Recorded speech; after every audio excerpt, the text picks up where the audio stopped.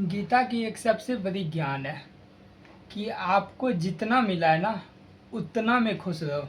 अगर आप चाहते हो, हमारे माँ बाप हो, जो भी हो, हमारे दोस्तों के माँ बाप हो या दुश्मनों के माँ बाप हो, वो इतना याद रखिए, आपको जो भी चाहिए वो आप जितना मिला है ना उतना में खुश रहो।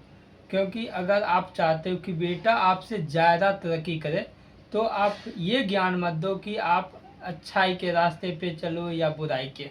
अगर आप ये बोलते हो कि अच्छाई के रास्ते पे चलो, तो इतना आप याद रखना कि आपको जो भी मिला है उसमें खुश रहो। क्योंकि गीता की एक सच्चाई है, जो लिखा है वही मिलेगा।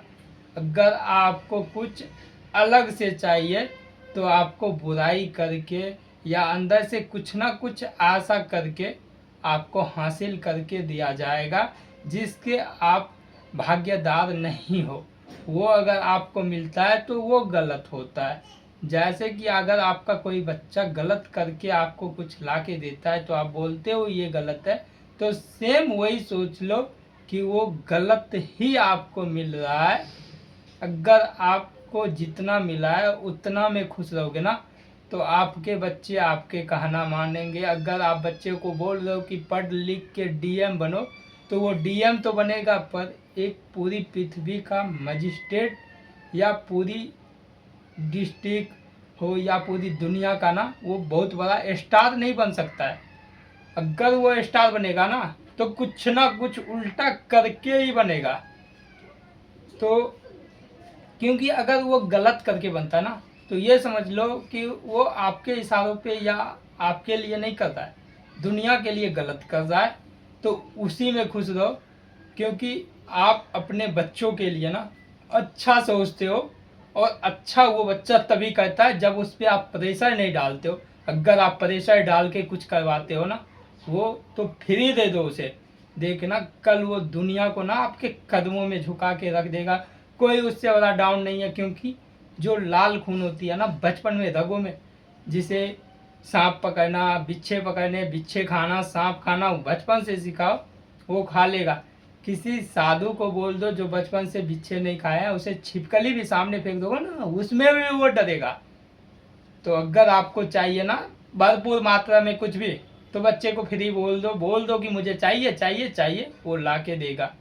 आप खुश नहीं रहोगे, आपके बच्चे खुश नहीं रहेंगे। खुश रखना है तो जितना लिखा है जीवन में उसी में खुश रहो। अगर बाकी आपको मिल रहे हैं कुछ, तो वो किस्मत की बात है। ऐसा नहीं है कि हम हाथ से कुछ लिख के दे दें आपको मिल जाएगा।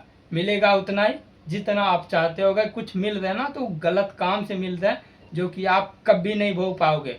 और याद रखना, कृष्ण ने भी अर्जुन से ही बोला था कि सबने छल किया, कृष्ण ने खुद छल किया था। उन्होंने बोला था पूरी महाभारत में कि हम शस्त्र नहीं उठाएंगे, लेकिन एक बंदा था जिसने ये प्रण ले लिया था, हम मरेंगे तो सही, लेकिन कृष्ण तुम्हें भी हम हथियार उठा के दिखा देंगे।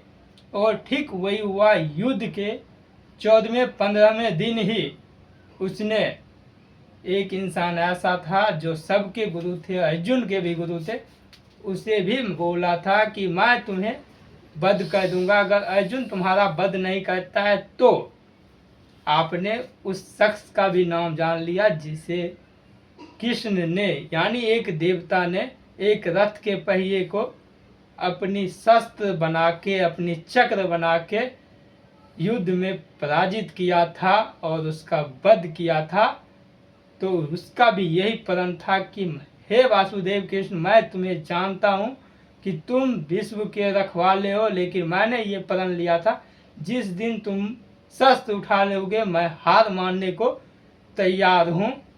यही होती है दुनिया और गीता में लिखी सबसे बड़ी कहानी। कुछ भी बदल सकते हो अगर तुम चाह लो तो।